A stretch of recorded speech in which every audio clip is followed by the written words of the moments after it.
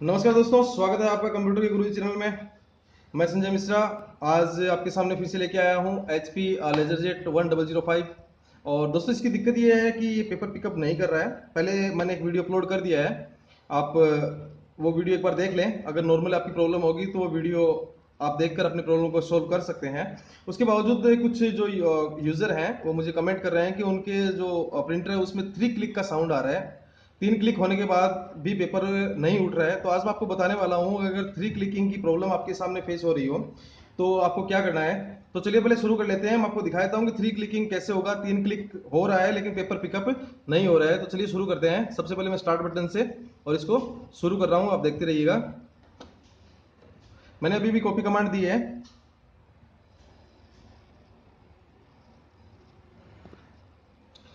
मैं इसको start button पर क्लिक कर रहा हूँ और आप देखते रहिएगा।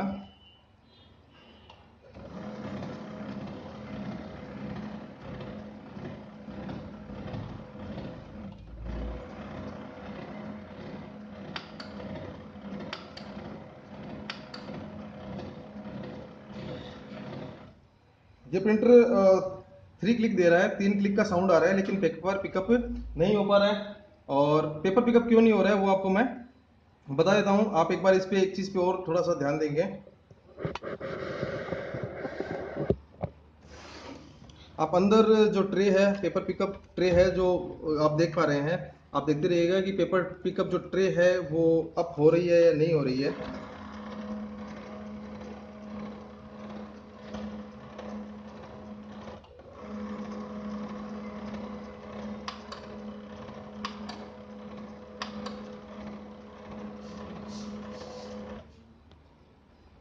अब अगर ट्रे ऊपर नहीं उठेगी तो पेपर तो उठने का कोई सवाल ही नहीं है। तो अब हम देखेंगे कि ट्रे ऊपर क्यों नहीं उठ रही है।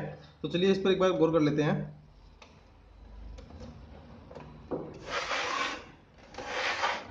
आप प्रिंटर का जब ये पोर्शन देखेंगे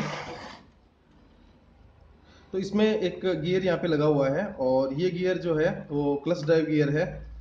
इसमें थोड़ी सी दिक्कत अगर होगी, ये थोड़ा सा जैसे मान लीजिए प्रिंटिंग जैसे करता है तो ये राउंड करता है। राउंड करने की वजह से प्लास्टिक जो है वो थोड़ा सा घिस जाता है।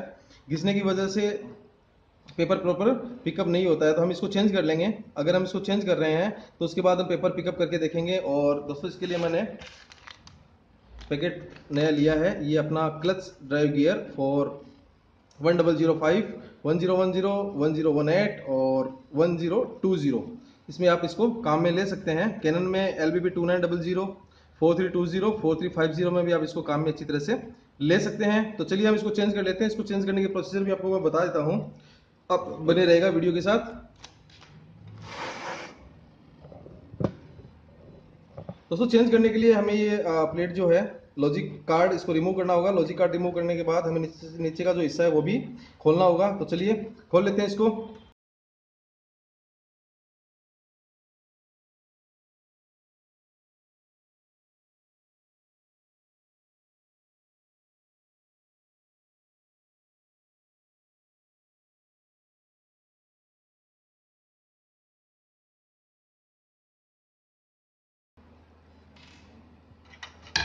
एक स्क्रू यहाँ पे भी होगा, इसको भी आपको रिमूव करना है।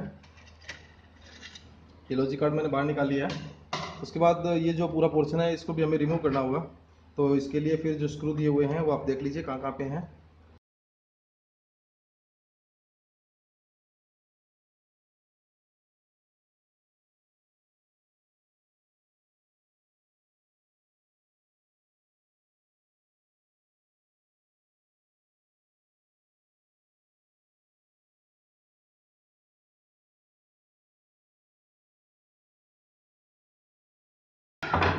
पूरे स्क्रू खोलने के बाद हम इसको पूरे कवर को अलग करेंगे। कवर को अलग करने से पहले दोस्तों एक चीज़ का ध्यान रखना, ये पूरा जो मैकेनिज्म है इसका, रोलिंग मैकेनिज्म इसी के नीचे लगा हुआ है। तो अच्छी तरह से रिमूव करना है और रिमूव करने के बाद आपको देखना भी है, इसको वापस भी अपने को अच्छी तरह से सेट करना है। ठीक है,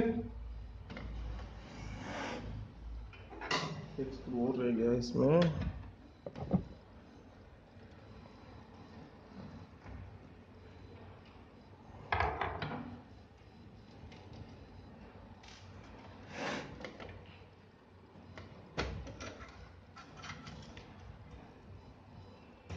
ये हमारा पूरा मैकेनिज्म आउट हो गया है।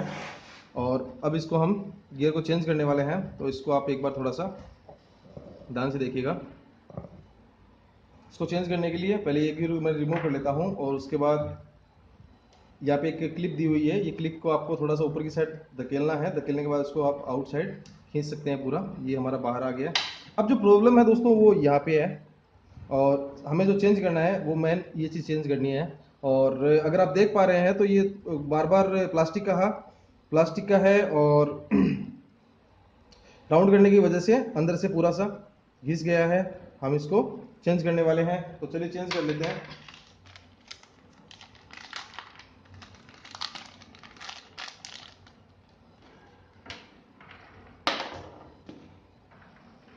इसको पूरा चेंज नहीं करना है, ये ऊपर का जो आप देख रहे हैं ये आपको पुराने वाला ही डालना है, नया वाला मत डालिएगा। अगर नया वाला डालोगे तो इसमें दिक्कत आएगी। आपको सिर्फ ये आप सॉकेट देख रहे हैं, ये एक सॉकेट ही चेंज करना है, सिर्फ इसको ही आपको चेंज करना है, ये चेंज मत करना। अगर आप इसको चेंज करोगे तो एक अलग टाइप का साउंड और प्रिंटर जाम जैसी आपकी स्थिति बन जाएगी, तो इसको चेंज आपको नहीं करना है, ठीक है। तो दोस्तों एक चीज का ध्यान रखिएगा, यहाँ पे एक स्प्रिंग है पहले से, और ये स्प्रिंग इसके अंदर ही डालनी है वापस से। अगर स्प्रिंग निकल जाए तो इस चीज़ का ध्यान रखिएगा, स्प्रिंग यहाँ पे डालनी ज़रूरी है। और अगर आपके पास ग्रीसिंग वगैरह है तो आप थोड़ा सा इसके अंदर ग्रीस भी लगा सकते हैं।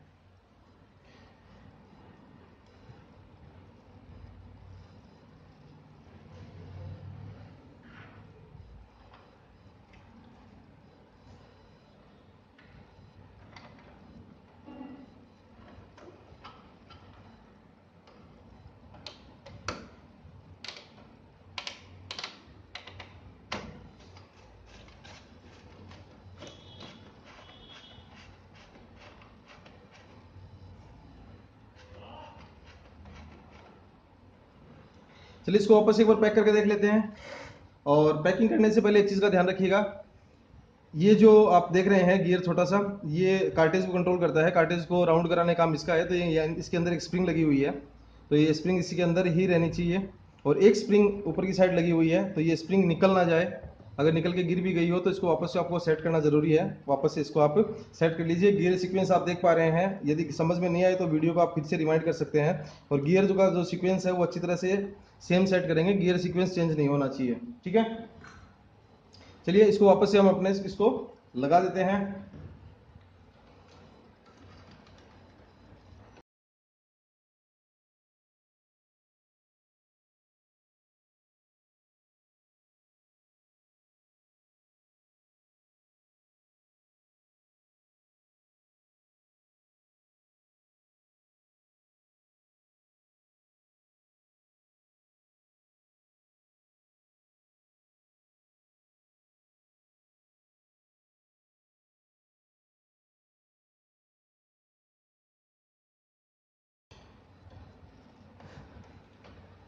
ठीक है, हमने जो गियर ड्राइवर है वो पूरा सा चेंज कर दिया है। अभी हम देखेंगे इसको कि ये प्रॉपर्ली काम कर रहा है या नहीं कर रहा है। तो इसके लिए अपने को जो लॉजिक कार्ड है, लॉजिक कार्ड वापस से इंसर्ट करना है।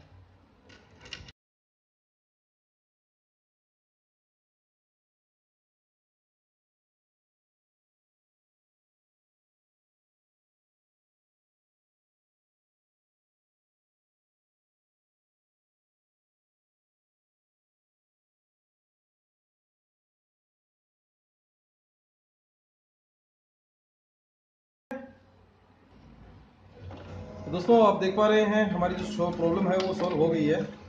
पेपर प्रॉपर्ली फिट हो रहा है। और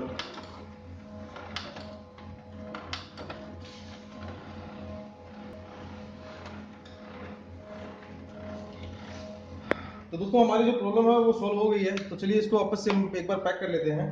और पैकिंग करने के लिए जो स्क्रू है वो जैसे आपने खोले थे वैसे आप वापस इसके लगाएंगे।